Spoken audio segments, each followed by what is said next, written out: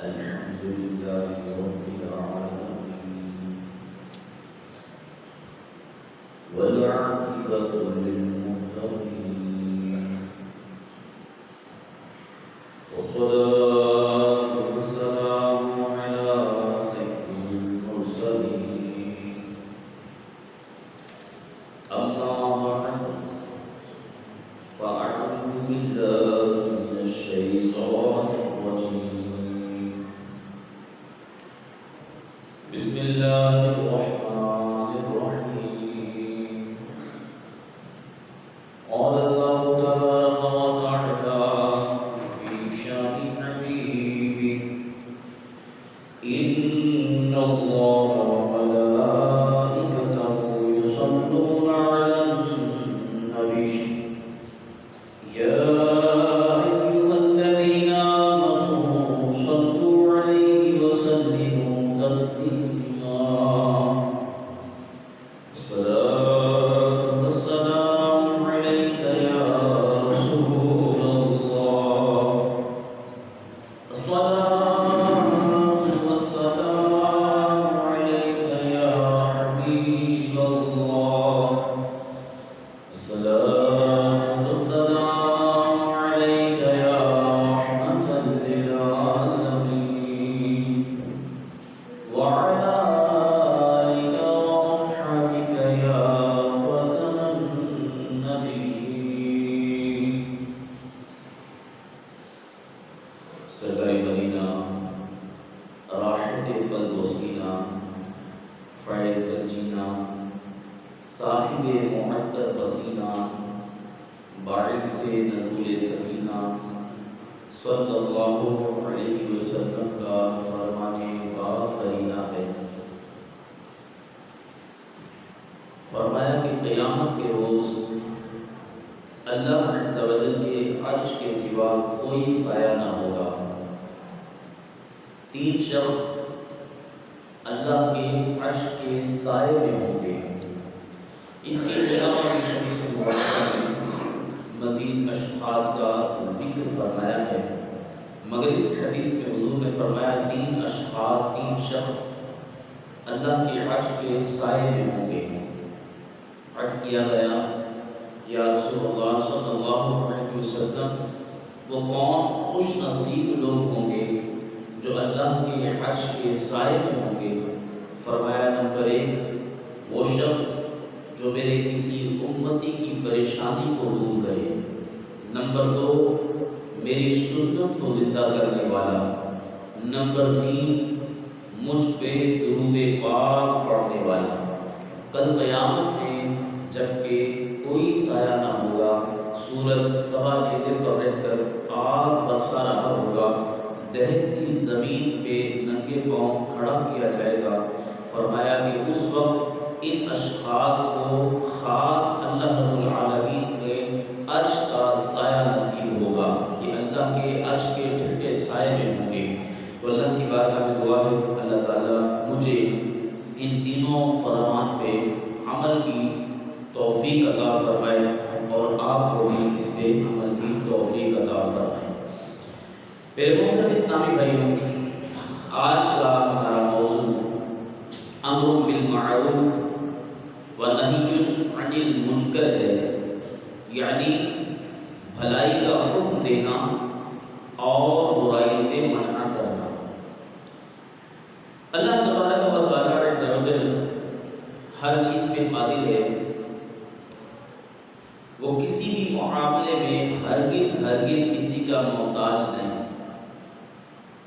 اس نے اپنی قدرت کاملہ سے اس دنیا کو بنایا، پھر اس کو طرح طرح سے سجایا، اور پھر انسانوں کی اس میں جو ہے وہ آمد کی، انسانوں کو بسایا اور انسانوں کی ہدایت کے لیے وقتاً فوقتاً رسل اور انبیاء کو مبعوث فرمایا۔ وہ اگر چاہے تو انبیاء کرام علیہ السلام کے بغیر بھی بگڑے ہوئے انسانوں کی اصلاح فرما سکتا ہے۔ وہ اگر چاہے تو کسی بھی انسان کو جو ہے وہ بغیر کسی کی ہدایت کے یعنی کسی کی بھلائی، کسی کی جو ہے وہ نیکی کی دعوت کے بغیر وہ ہدایت عطا فرما سکتا ہے، اس کو راہ راست میں لا سکتا ہے، مگر اللہ تبارک و تعالیٰ کی مشیت ہی کچھ ایسی ہے، اس نے ایسا ہی چاہا کہ اللہ رب العالمین عز و جل نے اپنے رسول و انبیاء کو دنیا میں بھیجا اور ان کے ذریعے لوگوں کو ہدایت نصیب فرمائی۔ آخر میں نبی پاک صاحب الاخلاق سیاہ اخلاق صلی اللہ تعالی علیہ وسلم کو بھیجا اور حضور صلی اللہ علیہ وسلم پر نبوت کا سلسلہ ختم فرما دیا، اور پھر یہ عظیم الشان منصب اپنے پیارے محبوب صلی اللہ علیہ وسلم کی امت کے سپرد کیا، تاکہ اسلامی بھائی مسلمان خود ہی آپس میں ایک دوسرے کی اصلاح کرتے رہے اور امر بالمعروف کے اس اہم فریضے کو انجام دیتے رہے، اور اب اس طرح رہتی دنیا تک ہر مسلمان اپنی اپنی جگہ پر مبلغ ہے، وہ جس کسی بھی شعبے سے تعلق رکھتا ہے، یعنی خواہ وہ عالم ہو یا امام مسجد، پیر ہو یا مرید، تاجر ہو یا ملازم، افسر ہو یا مزدور، حاکم ہو یا محکوم، الغرض جہاں جہاں وہ رہتا ہو، کام کاج کرتا ہو، اپنی صلاحیت کے مطابق اپنے گرد و پیش کے ماحول کو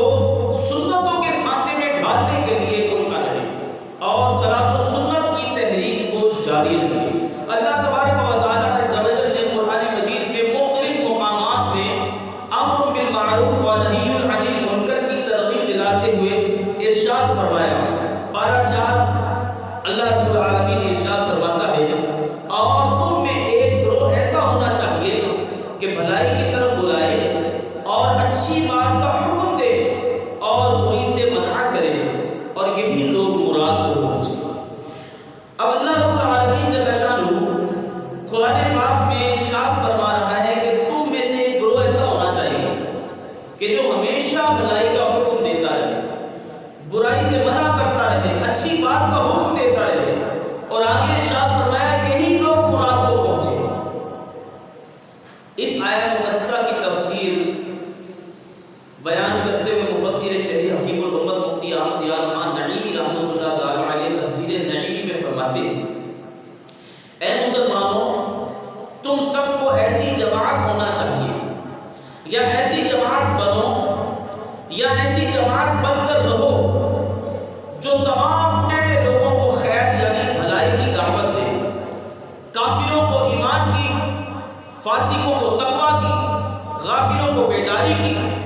جاہلوں کو علم و معرفت کی، خشک مزاجوں اور خوش مزاجوں کو لذت عشق کی،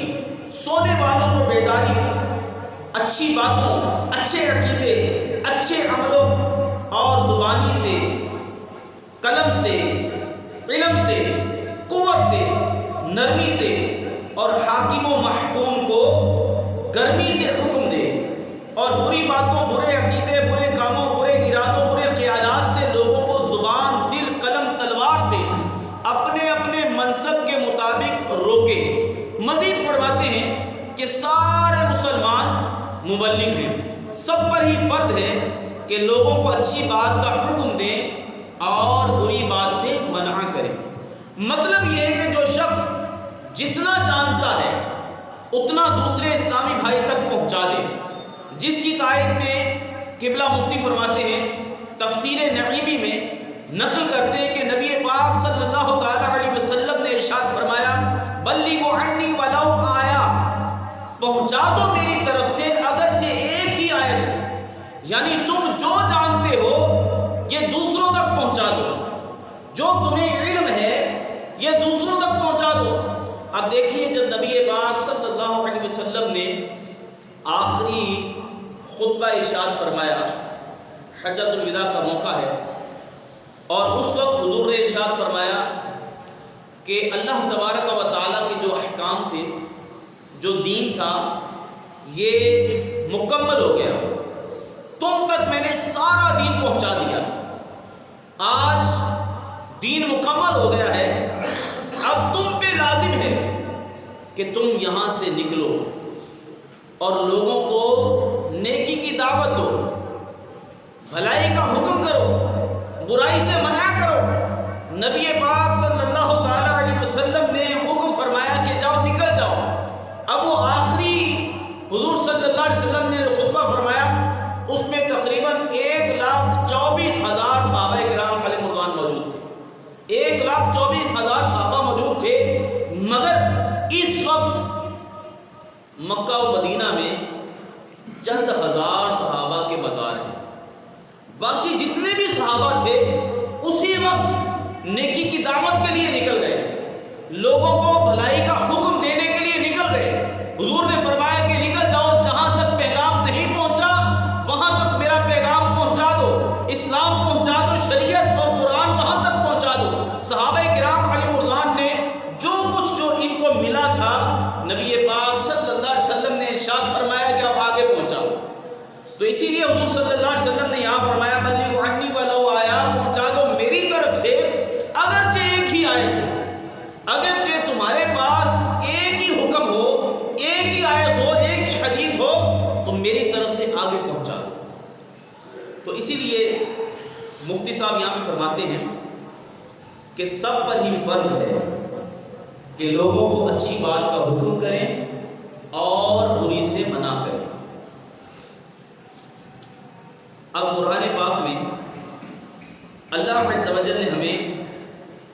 تاکید فرمائی کہ تم میں سے ایک ایسا گروہ، ایسی مبلغ کی جماعت ہونی چاہیے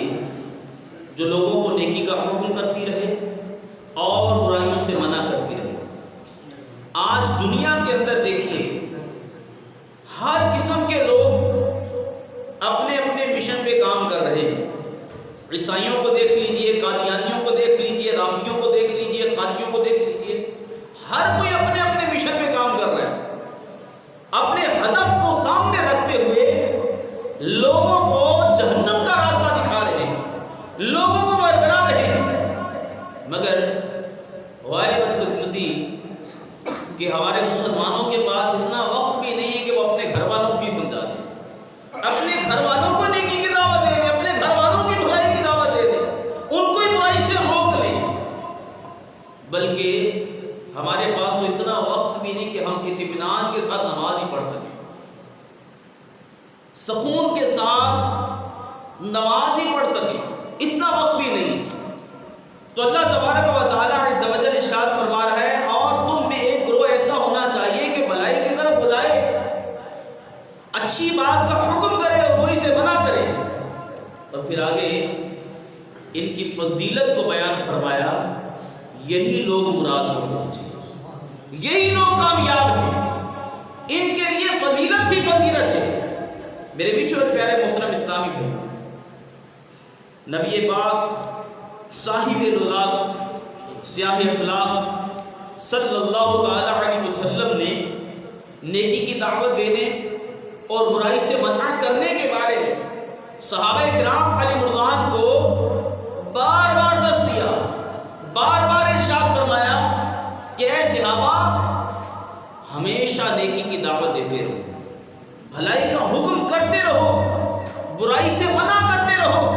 حضرت عائشہ پاک رضی اللہ تعالی عنہ فرماتی ہیں کہ ایک مرتبہ نبی پاک صلی اللہ علیہ وسلم گھر میں تشریف لائے اور میں نے چہرے کے آثار کو دیکھا کہ حضور رنجیدہ سے ہیں۔ نبی پاک صلی اللہ علیہ وسلم نے وضو کیا اور پھر آقا کریم علیہ الصلوۃ والسلام نے مجھ سے کلام نہ کیا، باہر تشریف لے گئے۔ عائشہ پاک فرماتی ہے کہ میں نے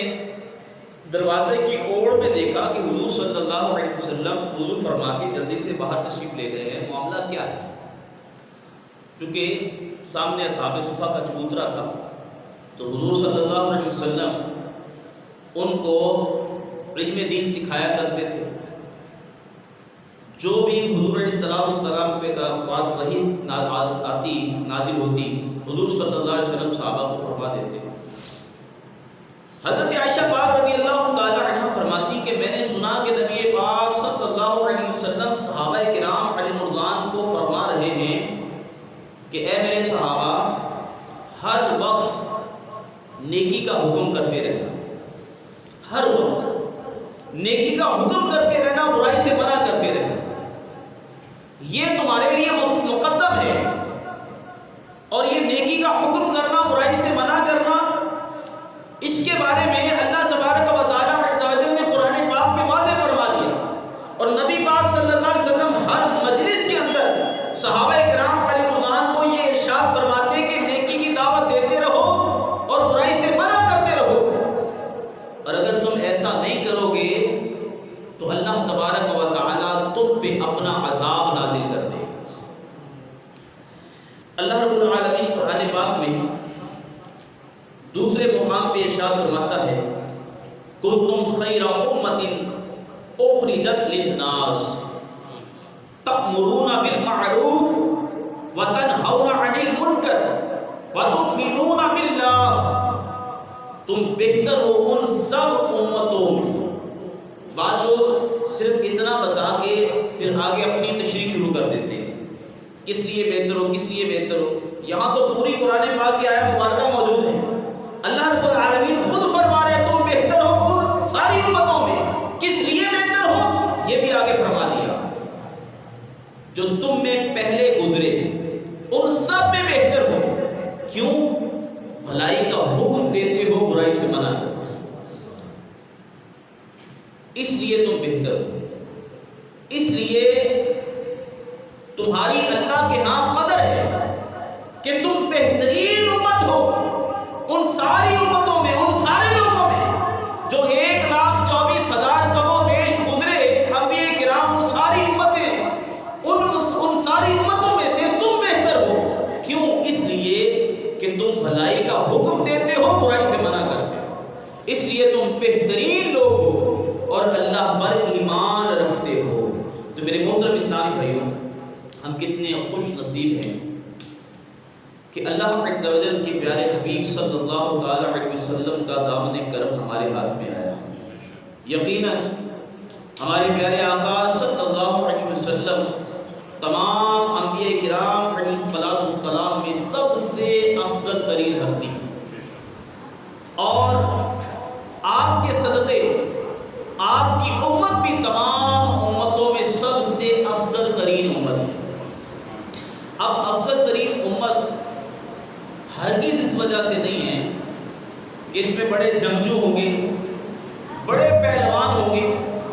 اس وجہ سے افضل ہے کہ اس میں بڑے ڈاکٹر ہوں گے، بڑے انجینئر ہوں گے، بڑے تیز تراز لوگ ہوں گے، اس لیے افضل نہیں ہے۔ افضلیت کس لیے فرمایا؟ اس لیے فرمایا کہ تم بھلائی کا حکم دیتے ہو، برائی سے منع کرتے ہو، اس لیے تم افضل ہو۔ میرے بیچ اور پیارے محترم اسلامی بھائیوں، اللہ کے محبوب دانے العیوب، منزہ عن العیوب، عز و جل صلی اللہ تعالیٰ علیہ وسلم کی حدیث مبارکہ اور قرآن کریم کی آیہ مبارکہ، ان کو پیش نظر رکھتے ہوئے صحابہ کرام علیہ رضوان نے بھلائی کا حکم دیا، برائی سے منع کیا۔ اسی طرح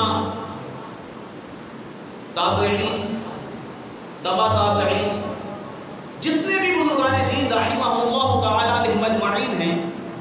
ان سب نے اپنے فریضے کو سر انجام دیا۔ حضرت امام مالک رضی اللہ تعالی عنہ، آپ کے بارے میں آتا ہے کہ آپ کا وقت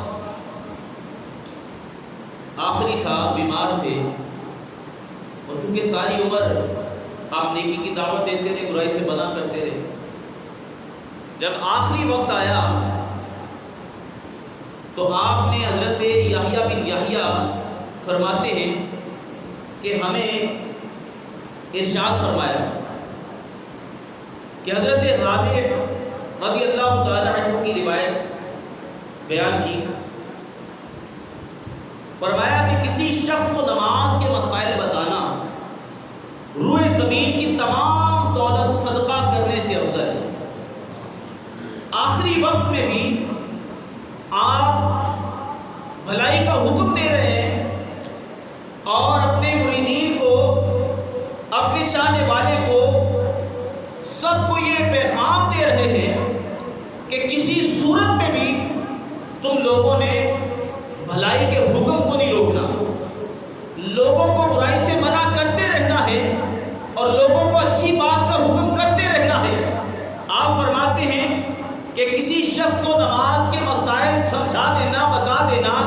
پورے روئے زمین کی دولت صدقہ کرنے سے افضل ہے۔ پھر آپ فرماتے ہیں ایک اور روایت کے مطابق فرماتے ہیں کہ اگر کسی شخص کی دینی الجھن دور کر دی جائے، کوئی شخص دینی مسئلہ پوچھنے کے لیے آیا ہے تو فرمایا اس شخص کی دینی الجھن دور کرنا 100 حج سے افضل ہے، 100 حج کرنے سے افضل ہے۔ پھر آپ نے فرمایا کہ اگر کوئی شخص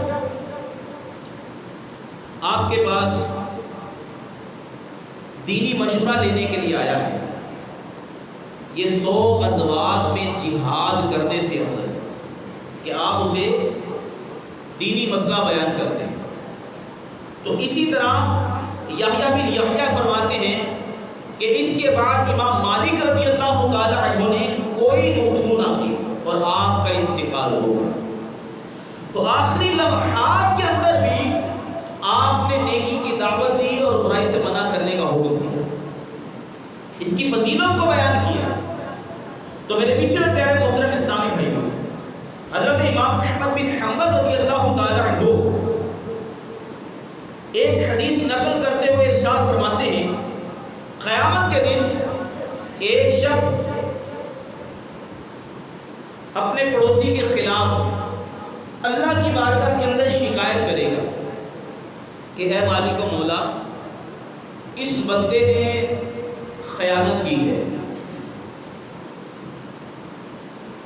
دوسرا شخص جواب دے گا، اے مولا،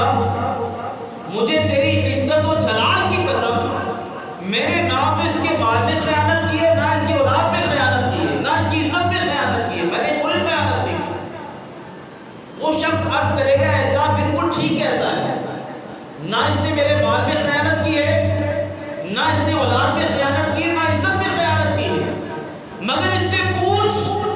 جب میں برائیاں کرتا تھا، جب میں برائیوں کے اندر مبتلا تھا، جب میں برے افعال کرتا تھا، یہ مجھے روکتا کیوں نہیں تھا؟ یہ مجھے بھلائی کا حکم کیوں نہیں دیتا تھا؟ مجھے برائی سے منع کیوں نہیں کرتا تھا؟ اے اللہ، اس نے میرا حق دبایا ہے۔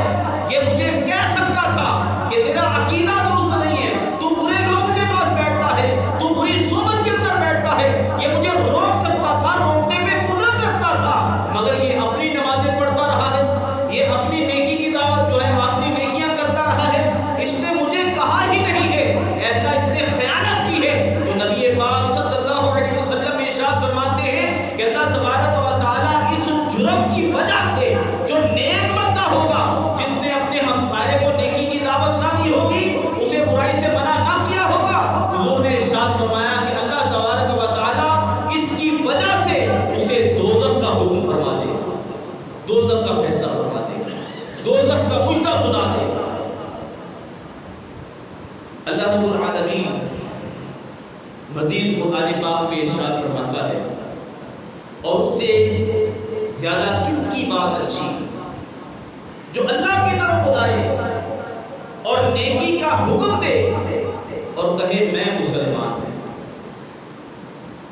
بڑی بڑی لوگ باتیں کرتے ہیں، مگر اللہ نے فرمایا اس سے کس کی بات اچھی جو اللہ کی طرف بلائے۔ یہ سب سے اچھی بات ہے جو اللہ کی طرف بلائے، نیکی کا حکم کرے اور کہے میں مسلمان ہوں۔ اس آیت مقدسہ میں فرمایا گیا کہ اس خوش نصیب کی بات اللہ عز و جل بے حد پسند فرماتا ہے جو خیر و بھلائی کی طرف بلانے پر مبنی ہے۔ جب کوئی مسلمان نیکی کی دعوت دیتا ہے تو اللہ عز و جل کی رحمت جوش میں آ جاتی ہے۔ چنانچہ امام غزالی رحمۃ اللہ تعالی علیہ فرماتے ہیں، حضرت موسیٰ کلیم اللہ علیہ نبینا علیہ السلام نے عرض کیا، اے اللہ، جو اپنے بھائی کو بلائے، اسے نیکی کا کا حکم کرے برائی سے منع کرے اس کی جزا کیا ہے؟ اب وہ مانے یا نہ مانے وہ اس کی مرضی ہے. جس کو آپ نیکی کا حکم دے رہے ہیں برائی سے منع کر رہے ہیں وہ ایکسیپٹ کرے یا نہ کرے. اب نماز کی دعوت دے رہے ہیں وہ نماز پڑھے یا نہ پڑھے. بعض تو ایسے ہیں حضرت عبداللہ بن مسعود رضی اللہ تعالیٰ فرماتے ہیں کہ کچھ لوگوں کو نیکی کا حکم دیا جاتا ہے اسے برائی سے منع کیا جاتا ہے مگر وہ آگے سے کہتا ہے کہ تو اپنی فکر کر. اکثر اب تو جب کسی کو نماز کی دعوت دی جائے برائی سے منع کیا جائے تو کہتا تو اپنی فکر کر میں چھڑ میں آپ پہ ہی نپٹ رہا ہوں. میں قبر سے جانا ہے تو اپنی قبر سے جانا ہے میں آپ پہ نپٹ رہا ہوں.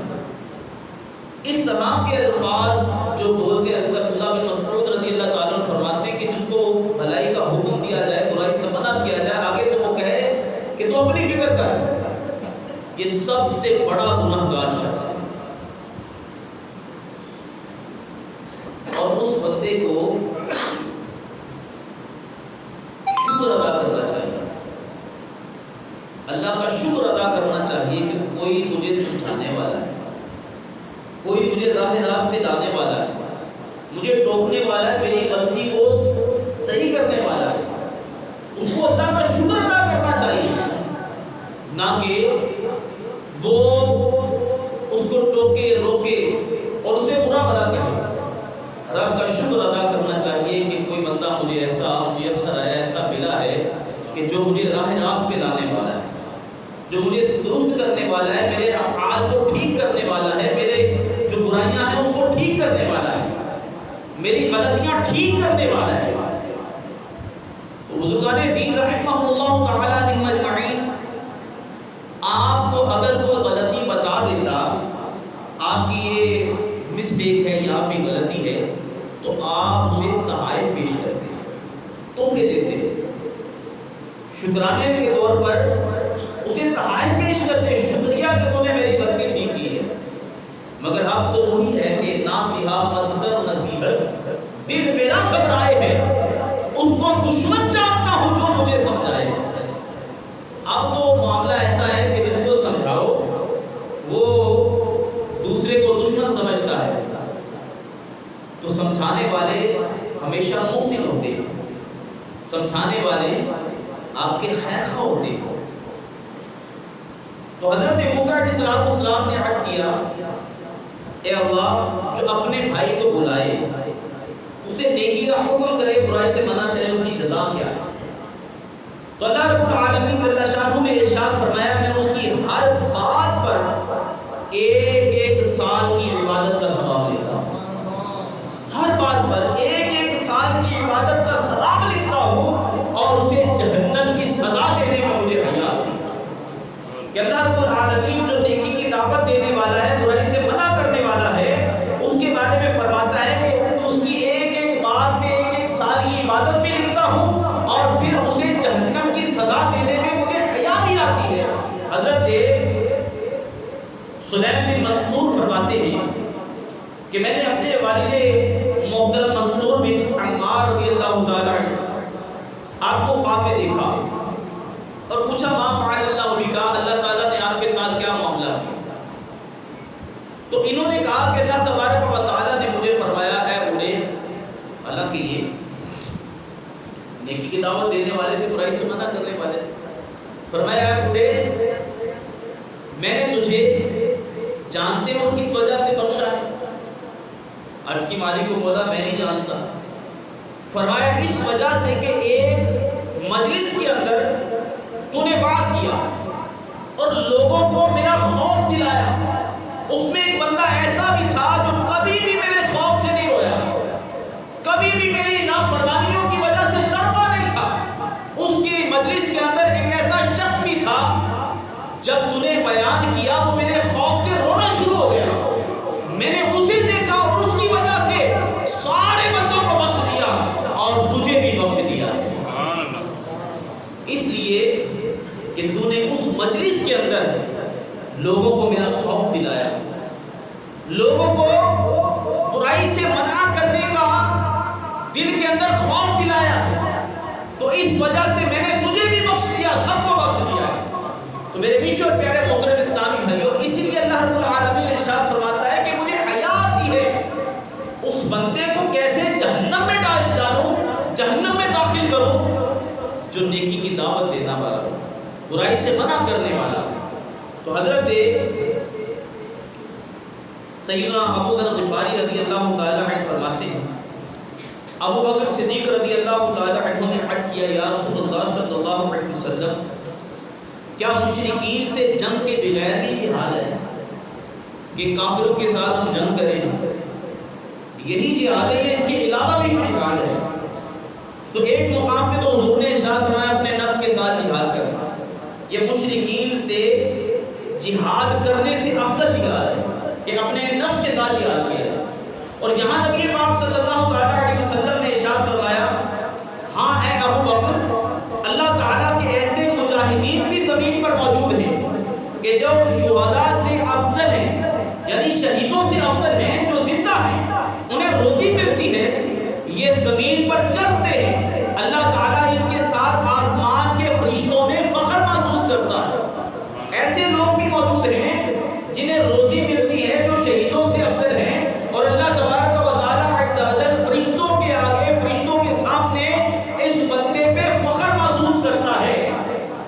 عرض کیا گیا یا رسول اللہ صلی اللہ علیہ وسلم، وہ کون لوگ ہیں؟